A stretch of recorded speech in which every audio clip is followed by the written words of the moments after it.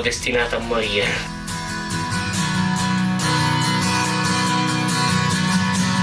In our modern world, something sacred is quietly slipping away. The presence of Christianity, once a guiding light in the lives of millions, now feels dimmed. Where once the message of Christ stood strong in public life and private hearts, today it seems more distant, faint, like an echo fading through time. Before we start with the hidden prophecy of Carlo Acutis, comment, "Blessed Carlos, pray for me."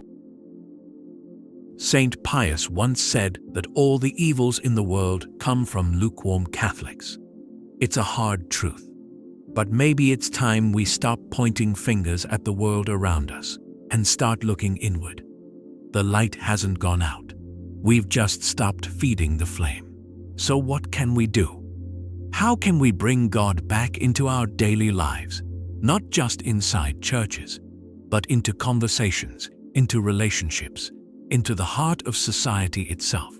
The answer may lie in the life of a young man who lived not long ago.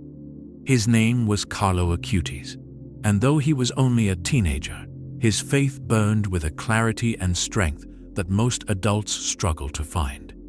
Soon to be declared a saint, Carlo lived a life that shows us it's still possible to be holy, even in a world full of distractions. What was his secret? It was simple. He never put comfort before God. He lived by the words, "Not I, but God." That one phrase shaped everything he did. And yet, Carlo didn't live in a monastery or reject the world around him. He was a child of the digital age just like us. He loved technology and saw it not as a threat, but as a gift. A tool that, when used rightly, could bring people together and even bring them closer to God. He believed that knowing how to use a computer wasn't optional, it was essential. In a world driven by tech, those without it risk being left behind, unable to communicate or work. But Carlo never let screens control his life. He used them with purpose, with balance, and always with God in mind. Yes, he played video games, but he set firm limits. Only 1 hour a week, or just 10 minutes a day. Not because games were evil, but because he refused to let them steal his time, his attention, or his soul. Carlo was different. And that difference didn't come from isolating himself from the world, but from placing God at the center of everything he did. That's what made his life shine. Carlo's awareness of the spiritual battle within everyday life began with something as ordinary as a video game. One afternoon, he invited some friends over to hang out and play. But what started as fun quickly turned into frustration. As they played, Carlo watched his friends become irritable, short-tempered, even aggressive. The joyful atmosphere shifted into tension and arguments. And that's when it hit him. He realized just how powerful and dangerous even small things like video games could be if they weren't used with care.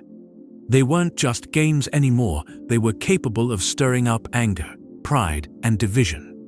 From that day forward, Carlo decided to be very careful with how he used technology. He understood something most people overlook. Anything, even entertainment, can begin to control you if you're not paying attention.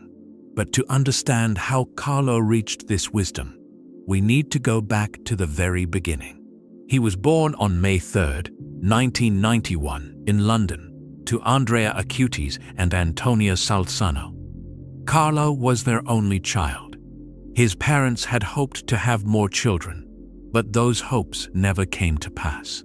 The Acutis family was wealthy and well established. They worked in the insurance business and lived a comfortable life. A few months after Carlo's birth, they moved to Milan, Italy. There, while both parents worked, Carlo spent much of his time under the care of various nannies. One of them remembered Carlo as being soft-spoken and gentle, especially when other kids were rough or pushy. She even worried that he was too quiet, too willing to let others walk all over him. But Carlo wasn't weak. He was kind. and his kindness was a conscious choice. When she asked him why he didn't fight back, Carlo simply replied, "Because Jesus wouldn't be happy if I lost my temper." Even at a young age, he showed a level of self-control and faith that was rare. Later in life, one of his childhood friends would recall, when other kids threatened him, he never got angry or lashed out. "We used to tell him to stand up for himself, to say something back. But Carlo wouldn't. You could never convince him to be mean." This wasn't out of fear. It was out of love.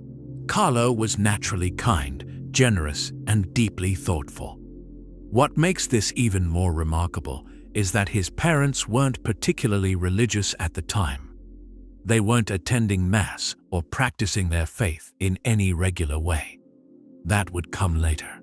So where did Carlo's deep faith come from? It's believed that at least one of his nannies was Catholic and played a big role in answering his many questions about God. From a young age, Carlo was curious about spiritual things, about heaven, the saints, and especially Jesus. And someone took the time to feed that curiosity. Even though his home wasn't filled with religious practice, the seed of faith had been planted, and it was already starting to grow. As Carlo's love for God deepened, his faith began to affect the people closest to him. It didn't take long before his curiosity started to rub off on his parents. He asked them question after question about the Catholic faith. He urged them to take him to Mass, and whenever they passed by a church, he would beg to stop and say hello to Jesus. His hunger for God couldn't be ignored. Eventually, his parents gave in, not because they were religious themselves, but because they wanted to help their son find the answers he was so eager to learn. In a way, you could say Carlo's parents were his first converts, but they weren't the only ones. The family's hired assistant, Rajesh, a Hindu immigrant, was also deeply moved by Carlo's love for God. Through simple conversations and acts of kindness, Carlo shared the faith with him in a way that wasn't preachy, but heartfelt. Rajesh later said, "Carlo told me I would have a happier future if I got close to Jesus. He explained the Bible to me, taught me about the saints, and helped me understand the catechism. And he made me excited about the sacraments." Carlo wasn't a priest or a theologian. He was just a boy. But somehow, he made complex teachings easy to understand even for adults. That was part of his gift. He didn't wait for someone else to bring people to God. He believed that every Christian is called to do that, and he lived it. Carlo didn't hide his faith or water it down to fit in. He let it shine for all to see, not in an arrogant way. He didn't act like he was better than anyone else. He was just a normal boy who loved to ride his bike, play games, and laugh with friends. But his faith was real, and he lived it with intention. He didn't dim his light just because others might laugh. He carried it with pride, just like others boldly show off bad habits or sinful behavior. Carlo boldly lived out holiness. One moment in particular stands out as deeply mysterious and touching. When Carlo was just 4 years old, something strange happened. A few weeks after his grandfather passed away, Carlo told his grandmother that he needed to go to Mass the next morning. When she asked why, he simply said, "Because my grandfather needs me to." He said his grandfather had come to him, asking for prayers, explaining that he was in purgatory and needed help. Carlo didn't hesitate. He wanted to do whatever he could to help a soul in need. Even at that young age, Carlo had a deep devotion to the Blessed Mother. When he was 5, he went on a pilgrimage to the shrine of Our Lady of Pompeii. His nanny, who accompanied him, said, "Carlo was special. How many kids go to daily Mass and pray the Rosary every single day?" At the shrine, Carlo made a personal consecration to Our Lady of the Rosary. From that day on, praying the Rosary became part of his daily life. He even encouraged his caregivers and family to join him in praying it in front of the miraculous image of the Virgin Mary. At school, Carlo was the same person. He was cheerful, respectful, and kind. If someone needed help with homework, he was there. If a classmate was sitting alone, Carlo would find them, just to make sure no one felt invisible. One teacher remembered seeing him during break, walking the hallways not to get away from class, but to find any students who looked isolated or sad. He didn't want anyone to feel like they didn't belong. It didn't matter who the person was, what race, background, or gender. If they were rich or poor, popular or ignored, Carlo treated everyone the same. He always tried to see Jesus in their hearts. And when someone was being mistreated, Carlo didn't stay silent. He stood up for children with disabilities who were mocked or excluded. He defended a girl from India who was ridiculed for wearing a sari. He even stood up for girls who were being whistled at or spoken to inappropriately. And he wasn't afraid to confront the boys who behaved that way. Sometimes that meant the bullies turned on him. But Carlo didn't care. Doing what was right mattered more than staying comfortable, even when it cost him. Many noticed there was something different about Carlo. He was kind, gentle, and sincere. And yes, he was good-looking too. Naturally, a lot of girls were drawn to him. They admired not just his appearance, but his heart. He had everything one might look for in a friend, or even in a boyfriend. But Carlo was careful. Whenever girls showed interest in something more than friendship, he responded with warmth, but never led anyone on. He once told his mother, with a playful but sincere smile, "Our Lady is the only lady in my life." Carlo wasn't against the idea of love or marriage. In fact, it's said he once dreamed of becoming a chef and having a family one day. But he knew that for now, he was too young for a serious relationship, and he had other things on his heart. He'd seen how some of his friends lost their way by giving into their passions too early, and he didn't want to follow that path. And just like every one of us, Carlo had his own struggles. He talked too much. He loved to eat, especially Nutella. But instead of giving up or making excuses, he turned his weaknesses into chances for spiritual growth. He began to offer up little sacrifices as acts of love and penance. Inspired by the children of Fatima, who made small daily sacrifices for sinners, Carlo gave up his favorite treats. He used his daily choices to grow stronger in self-control and holiness. That's something we all can learn from. He wasn't perfect, but he tried. And he never stopped trying. Carlo had a gift for making people feel seen. Whether you were rich or poor, young or old, he treated you with the same respect. He had a special love for immigrants and custodial workers, people who were often overlooked by others. And they noticed. They couldn't believe that a boy from such a wealthy family would take the time to stop and chat with them. But Carlo didn't care about money or status. He even got teased for wearing simple clothes, never following the latest fashion trends. While his friends took luxurious vacations, he preferred going to Assisi, a humble place filled with peace and history, where his favorite saint, Francis of Assisi, once walked barefoot through the streets. His family visited Assisi so often that they eventually bought a small second home there. It was a quiet refuge, simple, poor, and full of God's presence, just the way Carlo liked it. He also loved spending time with little kids, especially those living near his grandmother. While others might brush off younger children, Carlo would play games with them and include them in whatever he was doing. He had a special tenderness for animals too.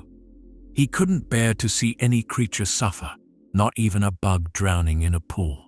One pool worker, whom Carlo had befriended, remembered watching in amazement as Carlo carefully rescued insects from the water during cleaning hours.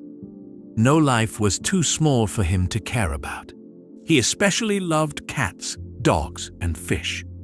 His family had 4 dogs, and Carlo would often make short videos featuring them. In one of his funniest films, he played the part of an evil general trying to conquer the world with his army of dogs, all in an epic showdown against the monster cat, Cleo. His sense of humor and creativity made everyone smile. But his compassion didn't end with animals. Carlo had a deep love for the poor. He often gave away his allowance. In the evenings, he'd prepare small snack bags to hand out to those in need. At one point, he even asked his mom to let him work in a restaurant, not to make money for himself, but so he could buy sleeping bags for the homeless. And that compassion extended beyond this world. Carlo prayed regularly for the souls in purgatory. During Mass, especially at the moment of consecration, when Catholics believed the bread and wine become the body and blood of Christ, Carlo would pour out his heart to God. He prayed for souls, for healing, for mercy. He once said, "Who can intercede more for us than a God who offers himself to God?" He believed deeply in the power of prayer during consecration, especially when it was united with the wounds of Christ, the precious blood, and the tears of Mary. In his eyes, there was no moment more sacred, no opportunity more powerful. But Carlo didn't just talk about prayer. He lived it. He spent hours in front of the Blessed Sacrament Jesus in the Eucharist. His spiritual director would later share, Carlo went to Eucharistic adoration several times a week. Every time we met, he would tell me how much progress he had made in prayer. Over time, he said he was finally able to pray without distractions. His heart was becoming more focused. His love for Jesus was growing deeper. And in those quiet hours, just Carlo and Jesus, he offered everything. He prayed for sinners. He prayed for the forgotten. He prayed for souls no one else remembered. And maybe, just maybe, he prayed for people like us. Carlo knew something most people today have forgotten. The soul matters, and what we do with our lives echoes beyond death. He used to spend hours in prayer, especially for the souls in purgatory. He understood the Church's teaching on indulgences, that under the usual conditions, one could obtain a plenary indulgence, a gift of complete forgiveness that could be applied to souls in need. And Carlo didn't keep this treasure to himself. He offered his indulgences to help those forgotten souls, believing that his prayers could be the bridge that brought someone from pain into peace. Through his reading of the revelations given to saints like Fatima's visionaries and Saint Faustina, Carlo developed a deep, reverent fear of hell. He didn't take the idea of eternal separation from God lightly. One day he confided, "I marvel that hardly anyone talks about hell anymore. It's such a terrifying reality. Just thinking about it sends shivers down my spine." But this fear wasn't rooted in dread. It was rooted in love. Love for God, love for souls, and above all, love for the Eucharist. Because for Carlo, everything came back to Jesus in the Eucharist. It was the beating heart of his faith. He went to daily Mass every day without fail. And on the rare occasions he couldn't go, those were the only days he felt truly down. Not because of routine, but because he missed being with the one he loved most. It puzzled him that more people didn't go to Mass. He understood why. The world had grown spiritually tired. People didn't recognize what was happening on the altar, the miracle unfolding right before their eyes. Carlo believed if people truly understood what the Mass was, they'd never want to miss it. He once said, "I think many people don't grasp the value of the Mass. If they knew what a blessing it is to have a Lord who gives himself as our food and drink, they would go every day. They'd stop chasing after all those things that don't matter." After communion, Carlo would close his eyes and whisper, "Jesus, make yourself at home. Live within me as if my heart were your own house." He believed that the Eucharist could take you straight to heaven if only people made use of it every day.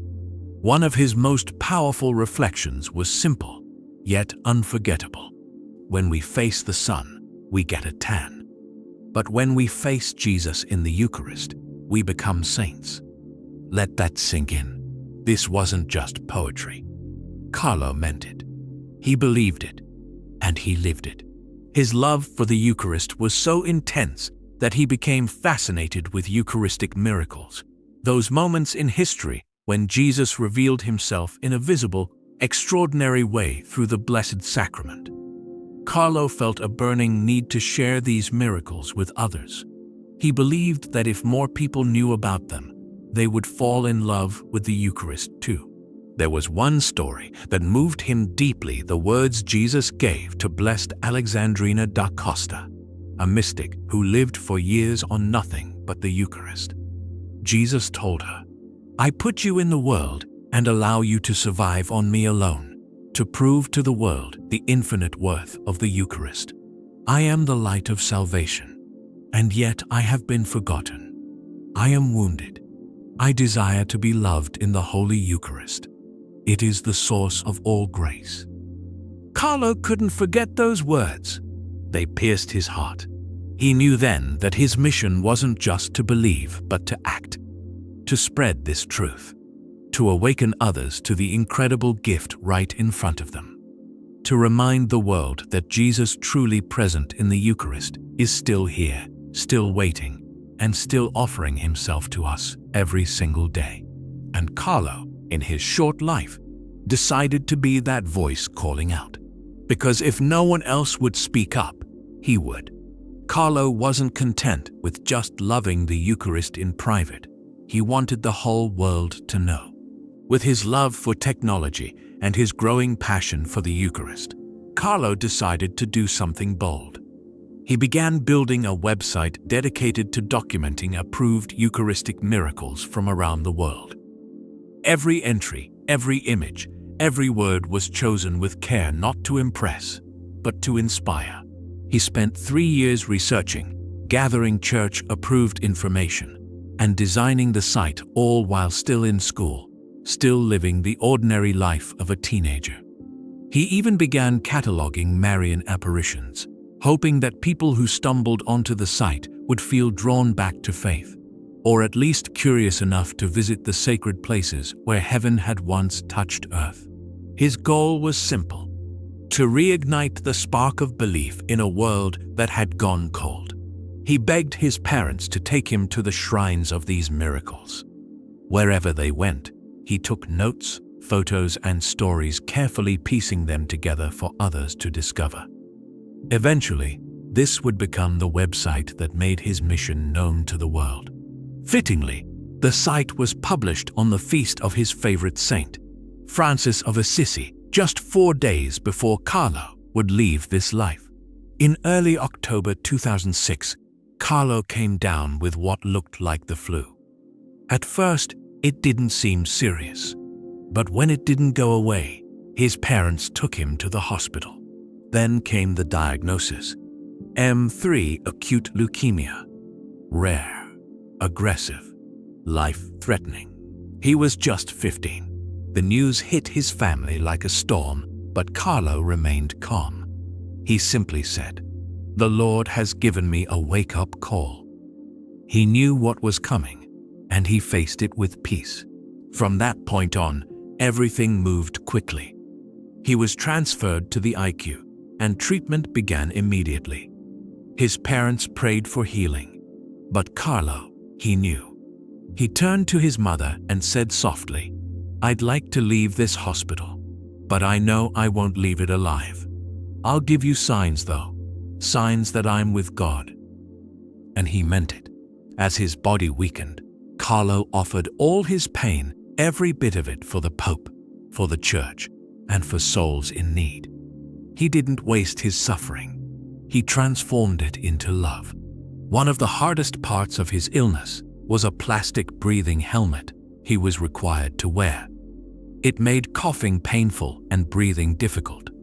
It kept him up at night, unable to rest. And yet, Through the anxiety and discomfort, Carlo remained patient. He never demanded attention, never complained. At night, when his mother couldn't stay by his bedside, he waited for morning with longing just to see her face. When she was finally allowed to sleep in the room, Carlo told the nurses not to wake her. "She needs her rest," he said. Even as his own pain grew, he thought of others. His arms and legs began to swell to twice their size, a clear sign of how much his body was suffering. But if you asked him how he was doing, he'd smile and say, "There are others who are suffering more than me." One doctor who treated him later recalled, "In a small room at the end of the hall, I found myself standing before a boy. His face was pale but peaceful. It was unthinkable, especially for someone so young and so sick. The way he received the sacraments with such devotion, it was as if he had been waiting for them." Carlo knew he was nearing the end, but he wasn't afraid. He told his mother, "I'm dying peacefully because I haven't wasted even a minute of my life on things that displease God." Think about that. How many of us can say the same? Carlo had lived his short life with purpose focused on what truly mattered, loving God and serving others. And now, as he prepared to meet the one he loved most, he did so with joy in his heart and peace on his face. He received the sacrament of the sick, his final comfort. And as the week drew to a close, the nurses gently helped him into his protective suit, preparing him for one last procedure. But Carlo was already ready, not just for the hospital procedure, but for heaven. In his final hours, Carlo remained the same calm, faith-filled soul he had always been. A doctor came to check on him and asked, "How are you feeling?" And as always, Carlo smiled and said he was doing well. But just 30 minutes later, he slipped into a coma. The medical team acted quickly. They performed a complex transfusion to separate his red and white blood cells, hoping it would ease the burden on his failing body. For a brief moment, it seemed successful. But then, without warning, a cerebral hemorrhage struck. Carlo was declared brain dead. The following day, on October 12, 2006, his heart stopped beating on its own. Machines kept his body breathing, but Carlo's soul had already gone home. He was only 15 years old.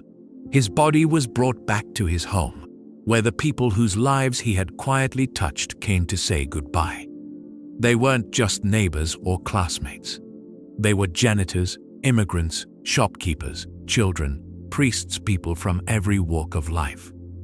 Each one had been seen by Carlo, loved by Carlo, and changed by him. His final wish was simple. He wanted to be buried in Assisi, the city of Saint Francis, whom he loved so deeply. That wish was granted.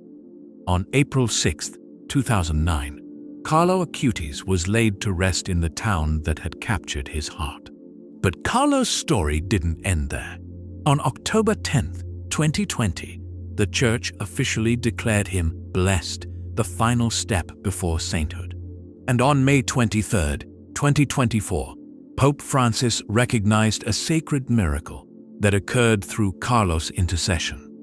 His canonization is expected in 2025.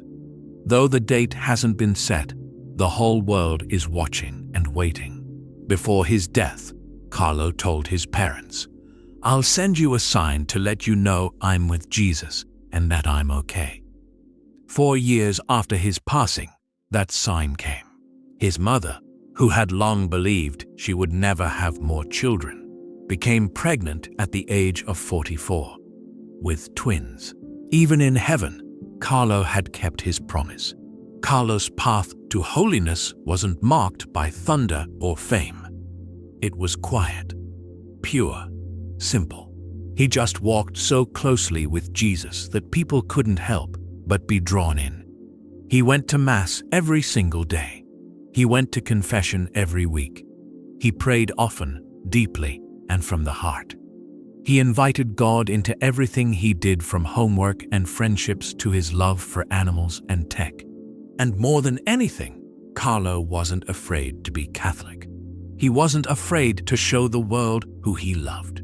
He wasn't afraid to make the sign of the cross before a meal in public. He wasn't afraid to say he prayed.